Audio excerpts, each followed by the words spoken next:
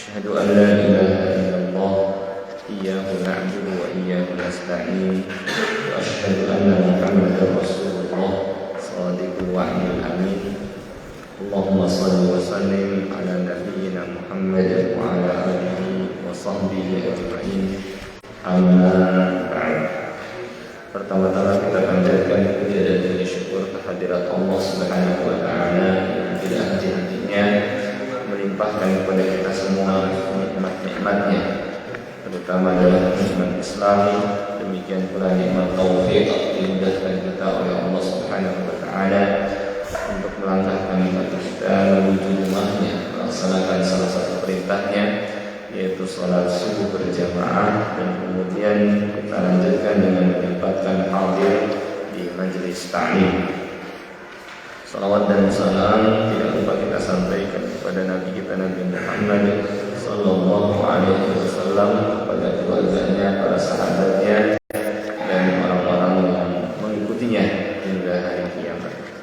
Seperti biasa pada Sabtu pekan kedua kita mempelajari tafsir juz amma, dan kalau tidak salah masuk surah Abasa atau sudah lewat, mungkin ada yang ingat terakhir surah Abasa ya, bagian awal sudah kali ya, ayat berapa mungkin ada yang ingat? Oh baru ini awal ya. Ya. Baik, saya akan bacakan terlebih dahulu ayatnya. A'udzu billahi minasy syaithanir rajim. Bismillahirrahmanirrahim. Abasa wa tawalla an ja'ahul a'ma wa ma yudrika la'allahu أو يذكر فتنفعه الذكرى أما من استغنى فأنت له تصدى وما عليك ألا يزكى وأما من جاءك يسعى وهو يخشى فأنت عنه تلهى كلا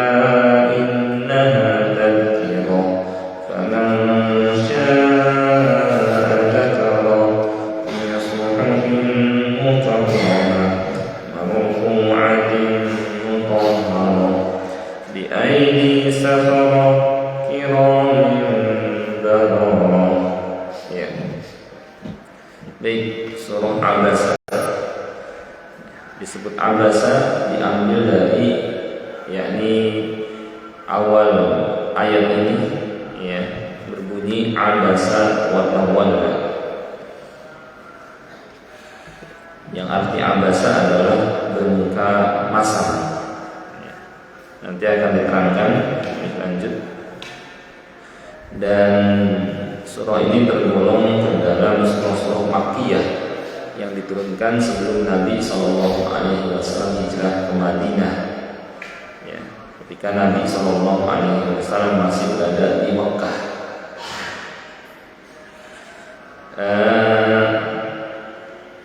Secara umum surah ini menerangkan tentang dakwah Islam, bahwa dakwah Islam ini tertuju kepada semua kalangan, tidak hanya kepada orang tertentu saja, tapi semuanya berhak ya menerima dakwah Islam, dan keutamaan bagi mereka yang mau menyambut ya seruan Islam, serta kerugian dan kehinaan bagi mereka yang menolak seruan Islam.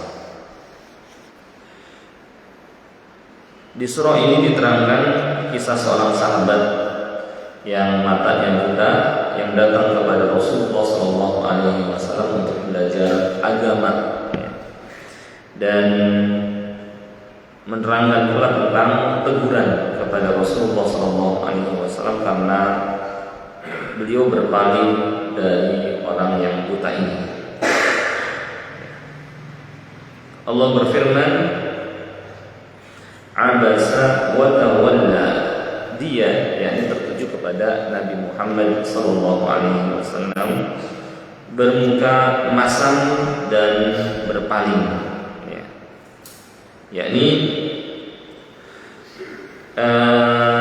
ketika Nabi sallallahu alaihi wasallam mendakwahi salah seorang tokoh, ya, kaum musyrik, dan ketika itu menurut ijtihad beliau bahwa kalau tokoh, ya, tokoh masyarakat atau tokoh kaum musyrik dia masuk Islam, ya, maka biasanya, ya, orang-orang yang berada di bawahnya, para pengikutnya, ya, akan ikut masuk ke dalam agama Islam. Maka ketika itu perhatian beliau tertuju kepada tokoh ini.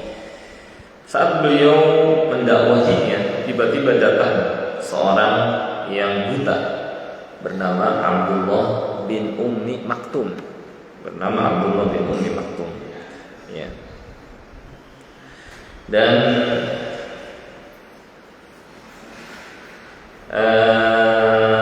dia meminta kepada Nabi Shallallahu Alaihi Wasallam agar diajarkan kepadanya tentang agama, karena beliau sedang fokus mendakwahi tokoh tersebut, ya.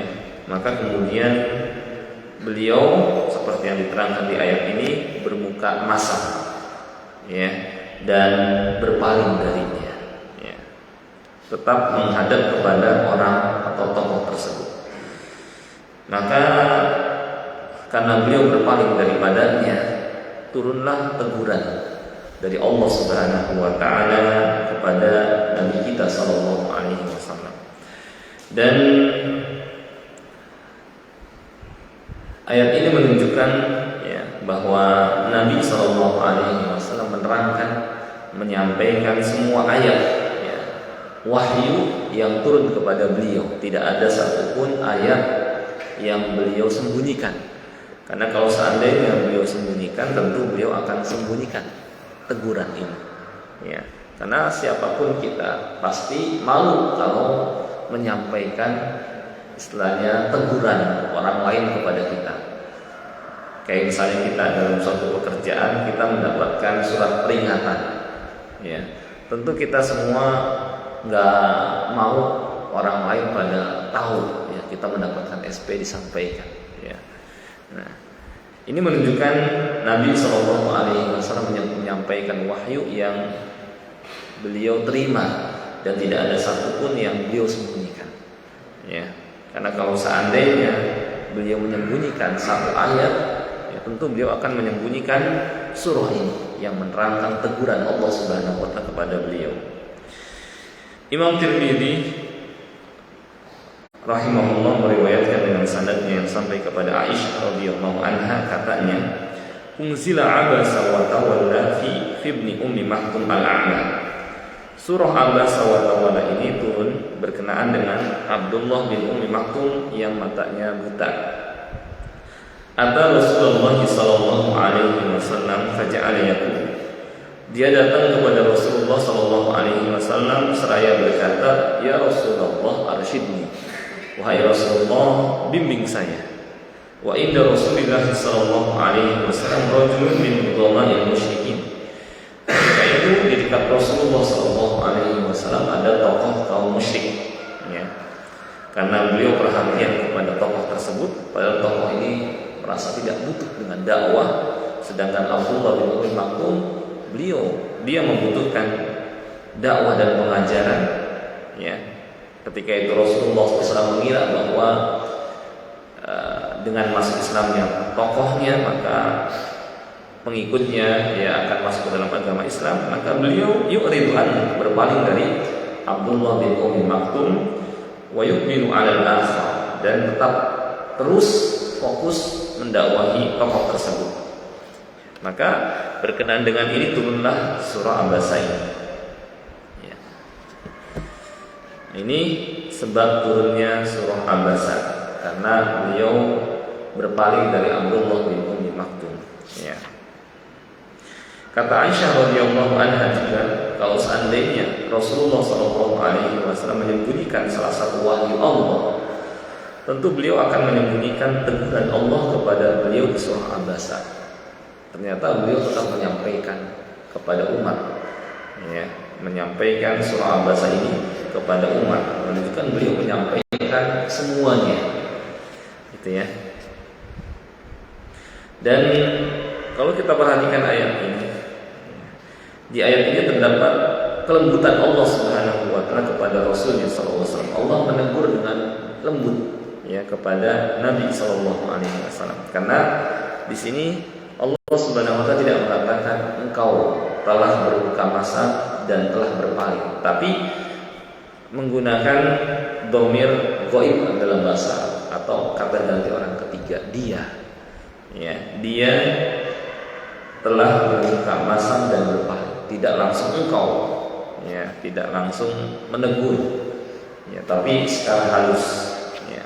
Di sini juga terdapat kaidah atau adab dalam mengingatkan, ya. Kalau bisa dengan cara yang halus, seperti Allah Subhanahu wa taala mengingatkan Nabi-Nya sallallahu alaihi wasallam dengan cara yang halus.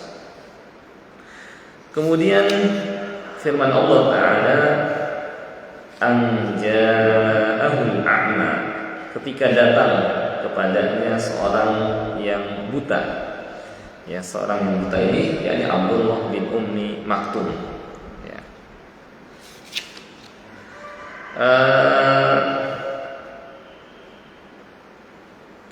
Menurut Syekh Muhammad bin Shalih Al-Utsaimin rahimahullah, bahwa sikap beliau bermuka masam dan berpaling ini karena dua sebab, karena memperhatikan dua hal. Yang pertama, beliau berharap masuk Islamnya tokoh Quraisy itu, ya. Yang kedua, agar mereka tidak merendahkan beliau karena memperhatikan orang yang buta ini yang dianggap remeh oleh mereka, ya. Ini adalah ijtihad Rasulullah SAW dan bukan sikap merendahkan Ibnu Ummi Maktum, ya. Karena kita tahu bahwa Nabi SAW, ya, perhatiannya adalah mendakwahkan kebenaran di antara hamba-hamba Allah, dan bahwa semua manusia sama di hadapan beliau. Bahkan yang lebih menyambut seruan beliau itulah yang beliau lebih cintai, ya. Intinya karena ijtihad beliau.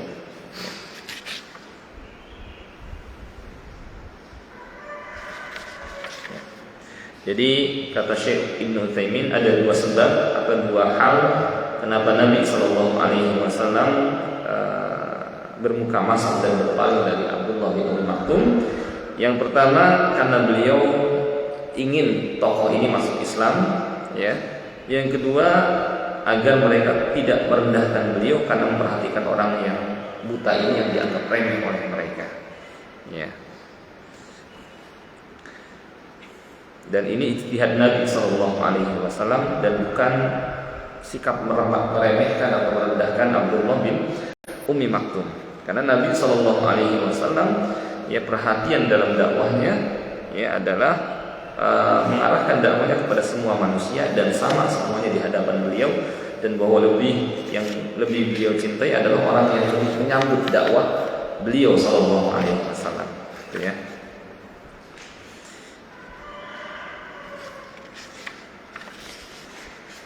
Selanjutnya firman Allah Subhanahu wa taala, "Wa ma yudrika la'allahu yazakka." Dan tahukah engkau Muhammad sallallahu alaihi wasallam, barangkali dia ingin membersihkan dirinya. Jadi Allah Subhanahu wa taala menerangkan faedah kenapa perlu perhatikan orang ini meskipun dianggap remeh. Dari sini juga kita mengetahui bahwa kita jangan meremehkan orang lain, meskipun secara lahiriah mungkin kelihatan kayaknya biasa saja, ya. Contoh Abdullah bin Ummi Maktum radhiyallahu anhu, ya, yang dianggap remeh oleh kaum musyrik. Ternyata beliau Abdullah bin Ummi Maktum sangat mulia di sisi Allah Subhanahu wa taala. Saking mulianya sampai Allah Subhanahu wa taala turunkan surah berkenaan dengan Abdullah bin Ummi Maktum. Dan ternyata Abdullah bin Ummi Maktum juga memiliki jasa, ya, yang mungkin kita anggap sebelumnya atau seseorang menganggap sebelumnya orang biasa ini apa jasanya nanti terhadap Islam. Ternyata memiliki jasa yang besar juga. Abdullah bin Umi Maktum kemudian menjadi muadzin, muadzin Rasulullah SAW bersama dengan Bilal bin Rabah. Jadi pada saat subuh, ada dua muadzin Rasulullah SAW. Yang pertama Bilal terkadang mengumandangkan sebelum tiba waktu subuh. Karena di zaman Nabi SAW itu ada dua kali azan. Azan pertama untuk membangunkan yang masih tidur dan mengingatkan orang yang sholat malam bahwa sebentar lagi masuk waktu subuh. Dan azan yang pertama ini masih belum masuk waktu subuh, atau disebut dengan masih fajar kadhib, masih belum masuk waktu subuh. Hanya mengingatkan dan memberitahukan sekaligus mereka yang belum makan sahur misalnya untuk makan sahur. Nah, inilah cara dalam Islam untuk membangunkan orang dengan adanya dua kali azan. Tidak mungkin kalau zaman sekarang kan kadang-kadang terus menerus sampai atau dengan kalimat-kalimat tertentu dan lama sampai menjelang tiba waktu subuh. Nah, itu tidak seperti itu. Karena kalau seperti itu, kalau terus menerus, kasihan orang yang sedang sholat malam jadi terganggu. Kemudian juga kalau terus menerus seperti itu juga, yakni istirahat manusia jadi terganggu juga. Maka di zaman Nabi SAW hanya dengan dua kali azan. Azan yang pertama sebelum subuh, kurang lebih sekitar 15 atau 20 menit sebelum subuh. Kemudian azan yang kedua dikumandangkan oleh Abdullah bin Umi Maktum ketika telah tiba waktu subuh. Dan dengan cara seperti ini diketahui oleh para sahabat. Maksudnya, kalau masih suara Bilal, berarti ini masih belum waktu subuh. Tapi kalau yang azan Abdullah bin Umi Maktum berarti sudah tiba waktu subuh. Maka mereka berhenti dari makan sahur. Abdullah bin Umi Maktum juga di samping sebagai muadzin Rasulullah SAW, dia juga pernah diangkat Nabi SAW sebagai pengganti beliau saat beliau pergi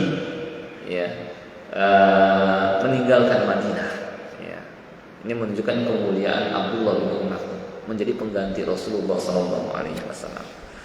Bahkan yang menunjukkan kemuliaan juga Abdullah bin Umi Maktum, bahkan sampai hadir dalam perang Qadisiyah di zaman Umar bin Khattab, memegang panji kaum muslimin, padahal matanya buta, dan lain-lain, menunjukkan bahwa kita jangan melihat orang dari lahiriah yang kayaknya biasa-biasa saja, tidak memiliki jasa atau manfaat, padahal boleh jadi dialah yang ternyata bisa memberikan manfaat kepada umat,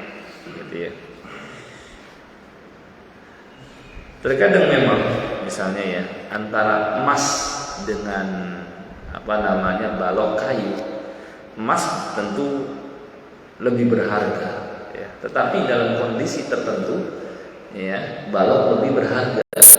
Seperti ketika kita akan tenggelam, emas nggak bisa kita gunakan untuk menyelamatkan diri kita. Tapi kalau papan atau balok atau papan yang besar, ini yang bisa kita gunakan. Menunjukkan intinya kita jangan meremehkan. Boleh jadi suatu waktu dia yang bermanfaat. Nah, surah Al-Baqarah mengajarkan demikian. Jangan kita merendahkan manusia atau menganggap remeh manusia. Bahkan terkadang orang yang kita anggap remeh itulah yang lebih mulia di sisi Allah Subhanahu wa taala. Pernah suatu ketika Nabi SAW dengan beberapa sahabat duduk bersama. Tiba-tiba ada seorang yang lewat, seorang dari kaum muslimin yang lewat, yang dianggap remeh oleh sebagian mereka. Kata Nabi SAW, "Ma ra'yukum fi hadza?" Apa pendapat kalian tentang orang ini? Maka sahabat yang berada di samping beliau mengatakan, ya, orang ini istilahnya fakir min fuqara'il muslimin, orang miskin. Kalau dia bicara nggak didengar, kalau dia melamar tidak diterima lamarannya, dan kalau menjadi pemberi syafaat dalam arti pakai kedudukan juga nggak diterima istilahnya permintaannya, ya, saking dianggap remeh. Lalu ada lagi lewat, ya, seseorang, kemudian Nabi SAW bertanya lagi, apa pendapat kalian tentang orang ini? Kata sebagian sahabat, orang ini ya termasuk orang istilahnya yang dihormati. Kalau bicara didengar, dan kalau melamar pasti diterima, dan kalau menjadi pemberi syafaat, ya, istilahnya meminta pasti akan dipenuhi permintaannya, ya. Maka kemudian setelah orang itu pergi, Nabi SAW bersabda, orang tadi yang orang miskin itu lebih baik daripada orang ini, melebihi dunia dan seisinya. Ya, ini menunjukkan bahwa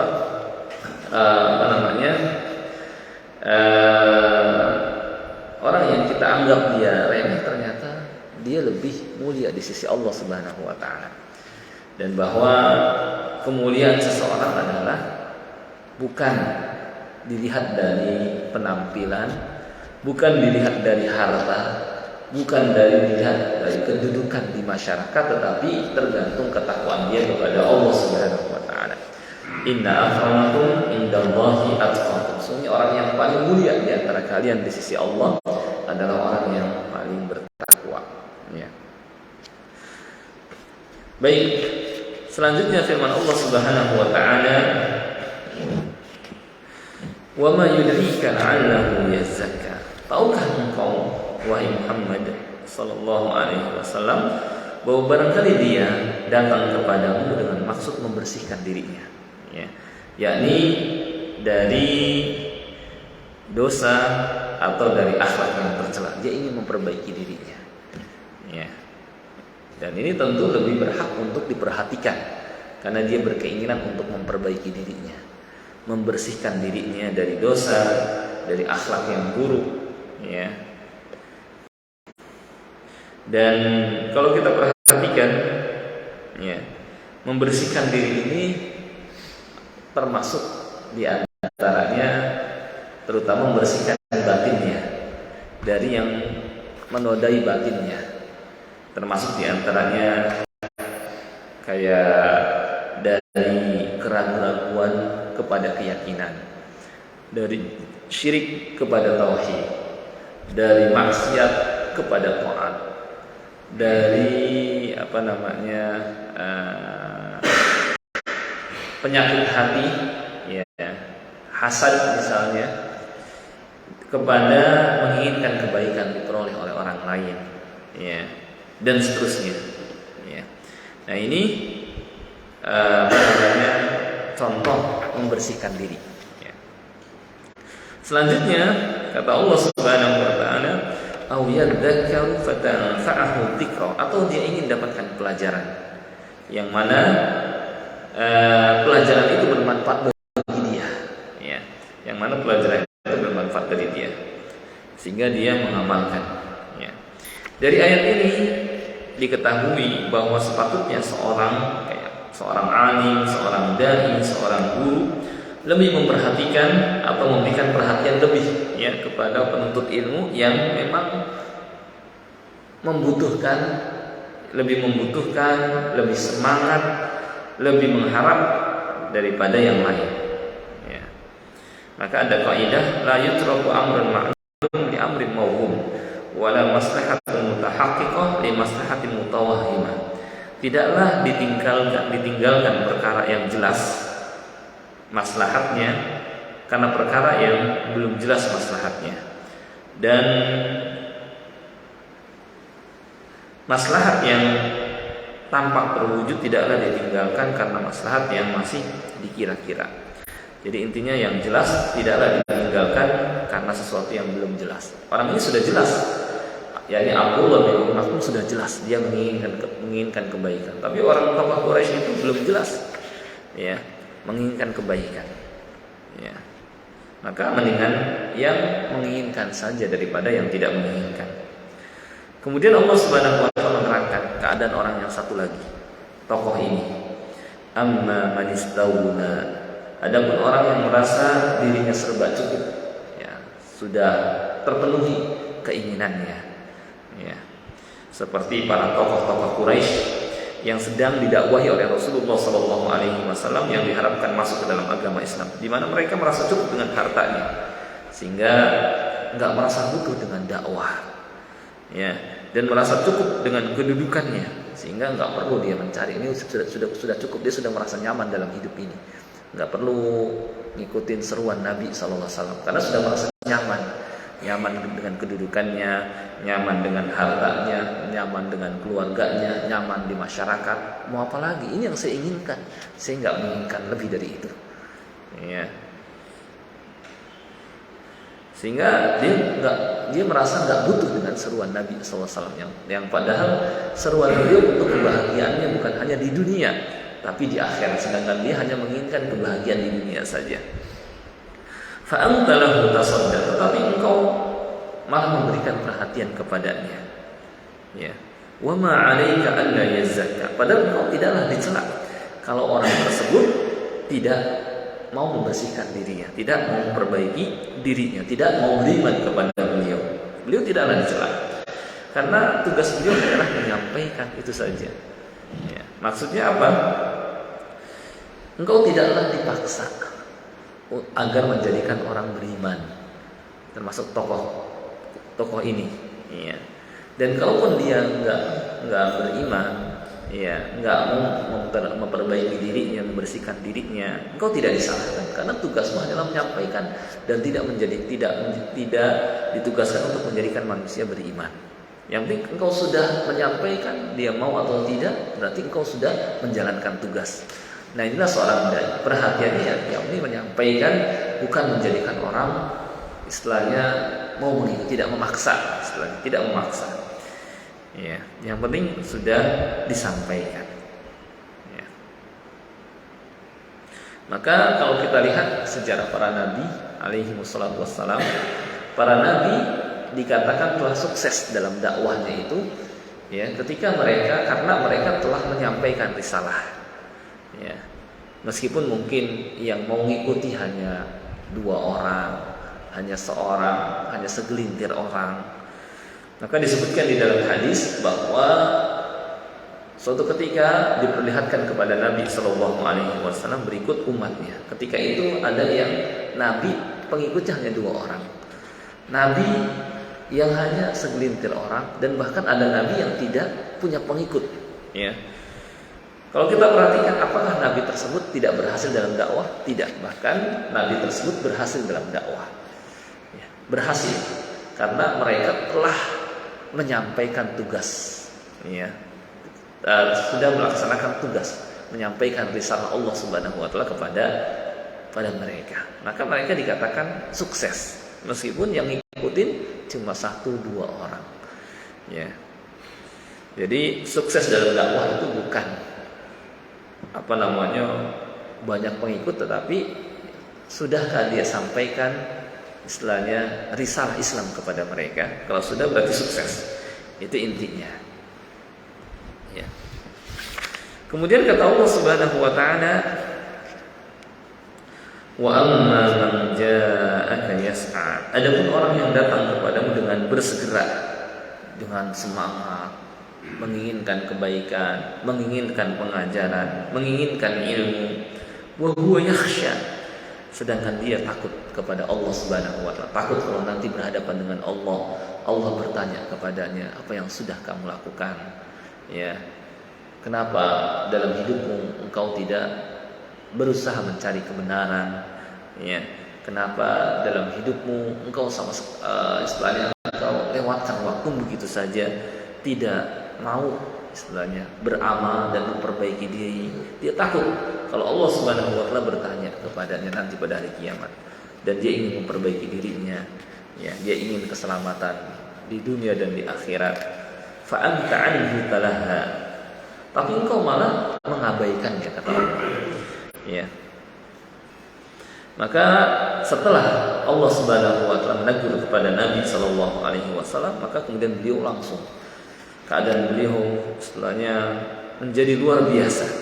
Ya, beliau kemudian dalam dakwahnya tidak hanya mengarahkan kepada orang-orang tertentu saja, kepada para tokoh saja. Bahkan beliau menyampaikan peringatannya baik kepada orang terhormat atau orang biasa, baik kepada orang kaya atau orang miskin, laki atau perempuan, bahkan anak-anak pun beliau juga memperhatikan. Ya, kemudian istilahnya beliau samakan semuanya. Ya.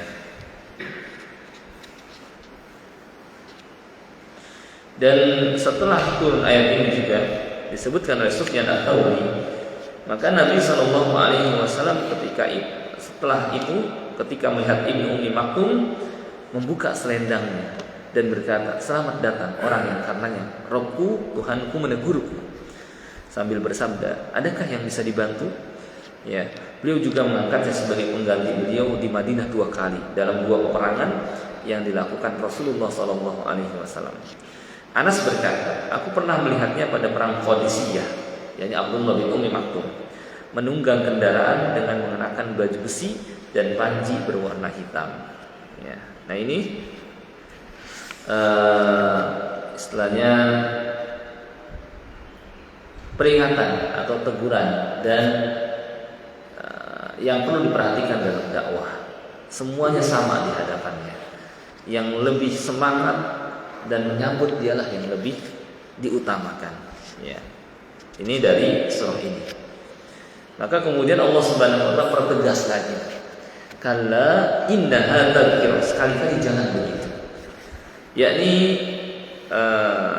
jangan lakukan seperti itu, hanya mengkhususkan dakwah kepada orang-orang tertentu saja, sedangkan orang biasa tidak diperhatikan.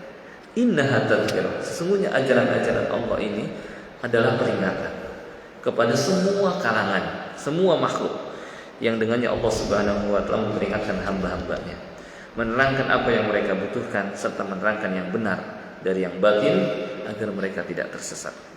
Dan dalam ayat ini tadi sudah terdapat pengajaran dari Allah Subhanahu wa taala agar dalam dakwah tidak mengutamakan orang terhormat karena kedudukannya, atau kerabat karena kedekatannya, atau orang kaya karena kekayaannya. Bahkan hendaknya mereka di hadapannya adalah sama berhak untuk didakwahi. Ya. Sedikit lagi, ya, karena nanti ada tanya jawab supaya suasananya hidup. Ya. Iya.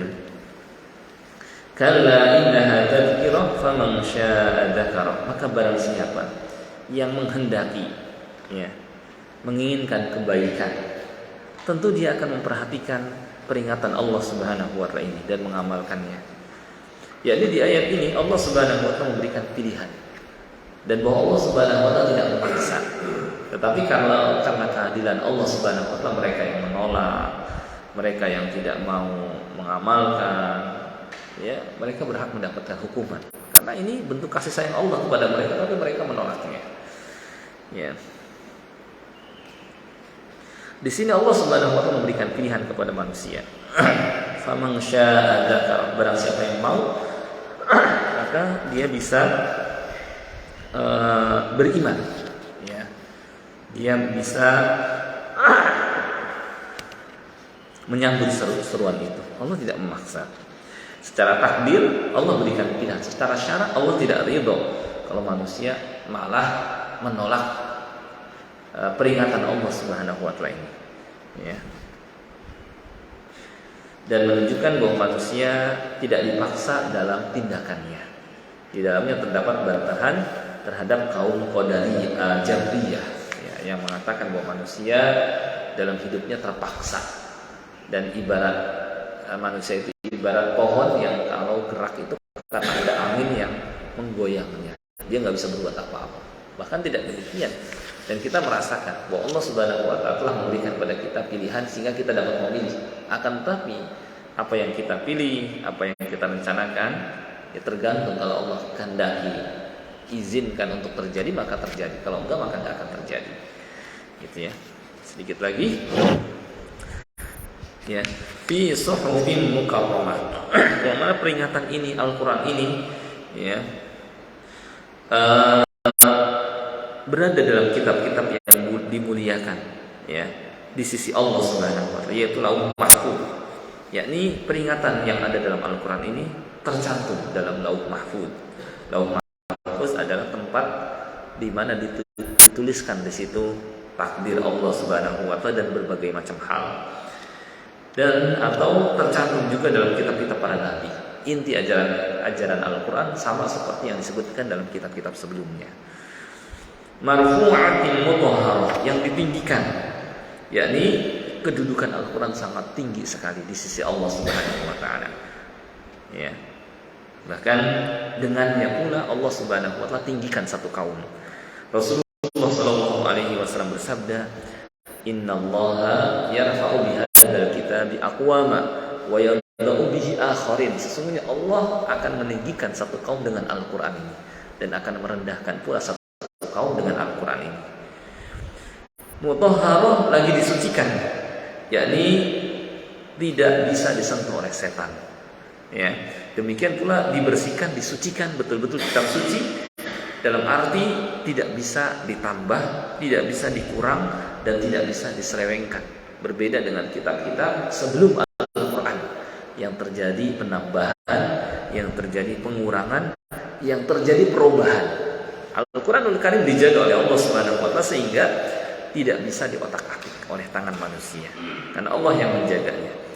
Ya, di samping itu bi aidi safarah, dibawa oleh para utusan yang mulia, ya, yang menjadi perantara antara Allah dengan hamba-hambanya. Ya. Atau kata Imam Bukhari, safarah adalah para malaikat.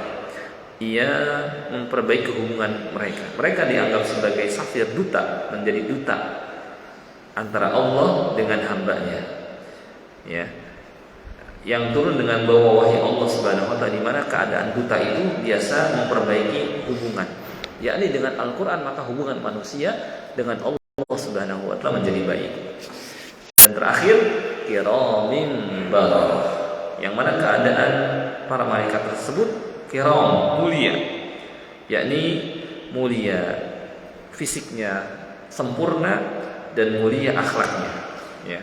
Oleh karena itu Allah Subhanahu wa taala menyifati mereka dengan sifat mulia, tidak sombong dalam beribadah kepada Allah dan tidak pernah bosan, serta bertasbih siang dan malam, dan selalu siap melaksanakan perintah Allah Subhanahu wa taala.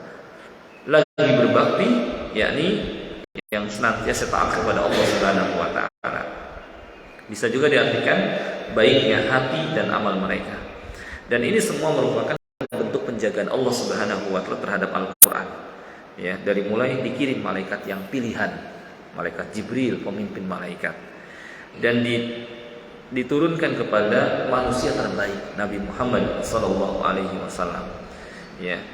Kemudian juga dijaga sehingga nggak berani setan mendekatinya. Ya, dan setelahnya pun dijaga sehingga nggak bisa ditambah, dikurang dan diselewengkan. Ya, dan seterusnya. Baik, saya kira ini dari ayat yang barusan kita pelajari, kita dapat menarik pelajaran di antaranya. Ya, Rasulullah Shallallahu Alaihi Wasallam telah menyampaikan risalahnya secara sempurna tanpa ada yang beliau sembunyikan sedikit pun. Yang kedua, menerangkan kedudukan Nabi Shallallahu Alaihi Wasallam. Ya, saking mulianya, bahkan Allah Subhanahu Wa Taala menegur beliau dengan kalimat yang halus. Ya. Yang ketiga, seorang dai hendaknya mengarahkan dakwahnya kepada semua kalangan, bukan hanya kalangan tertentu saja. Baik, ini mungkin yang bisa kita pelajari. Mudah-mudahan ada gambaran jelas maksud surah Abasa yang baru kita pelajari. Sebelum ditutup, mungkin kalau ada yang ingin ditanyakan silahkan. Ada yang belum jelas dari apa yang kita pelajari hari ini, silahkan.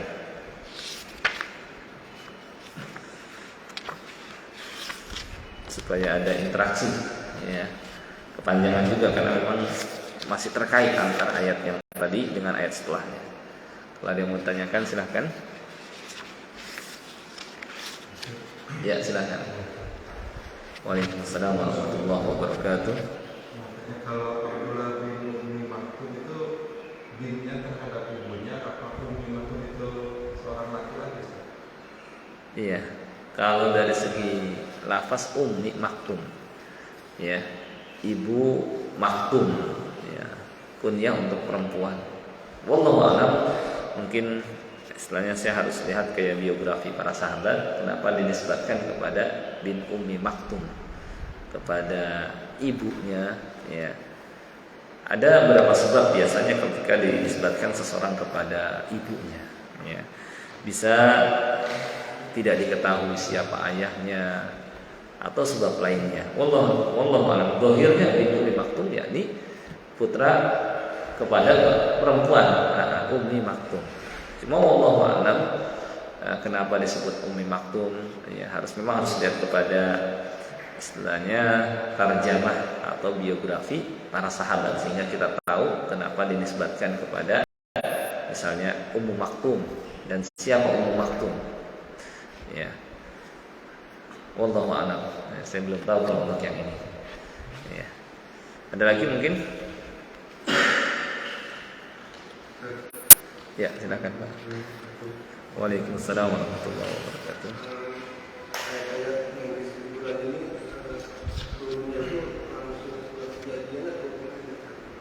Gimana? Langsung setelah kejadian iya.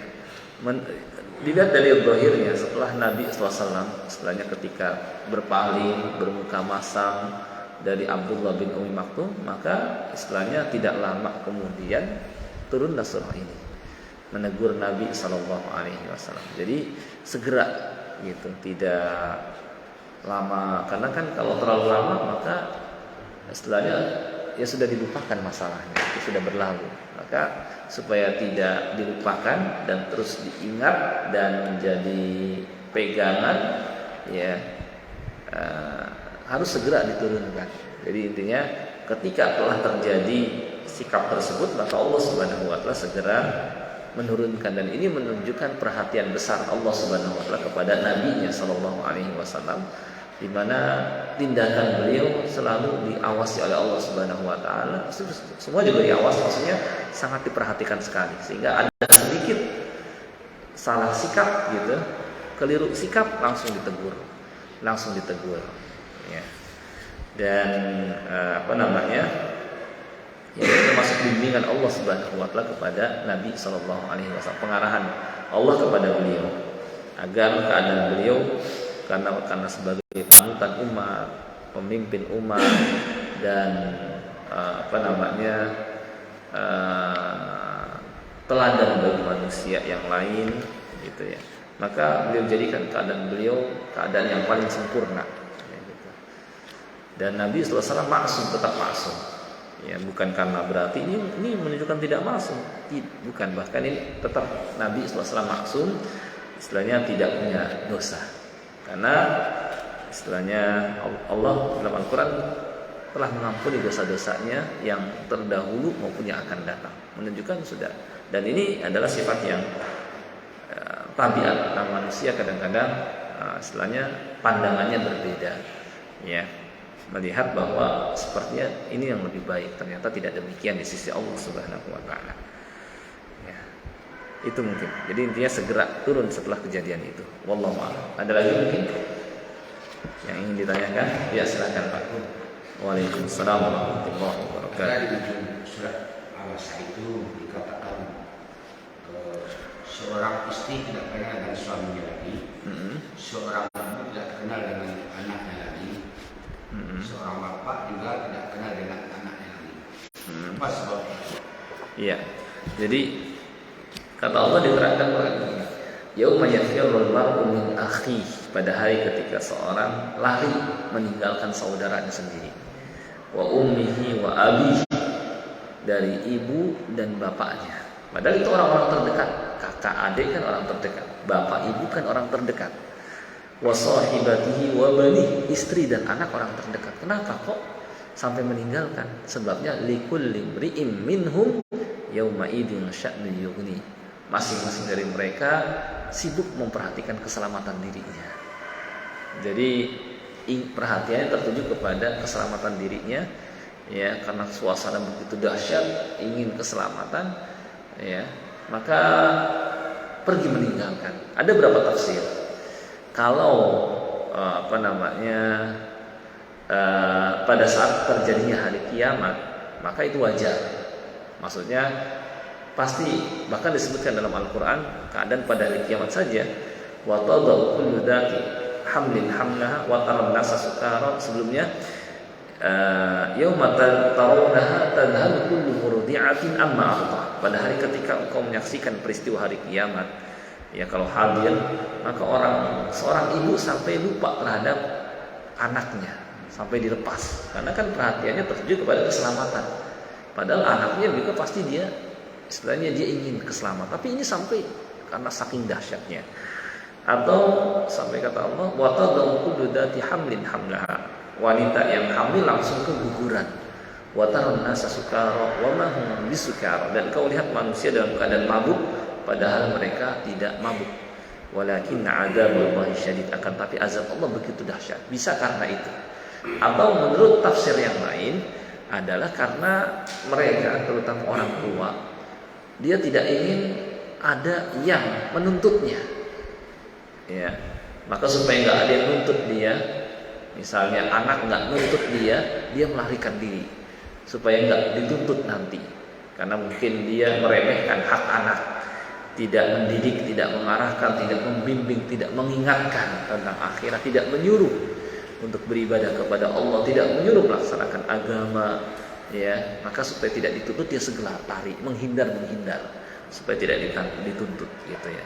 Karena kalau dia tidak menghindar, nanti anaknya nuntut, ya Allah, ayah saya ketika di dunia tidak mengingatkan saya sehingga saya seperti ini, jauh dari agamamu ya Allah, tidak mengisi hidup dia dengan beribadah ya Allah, karena orang tua saya tidak mengingatkan. Supaya nggak dituntut, maka dia segera lari.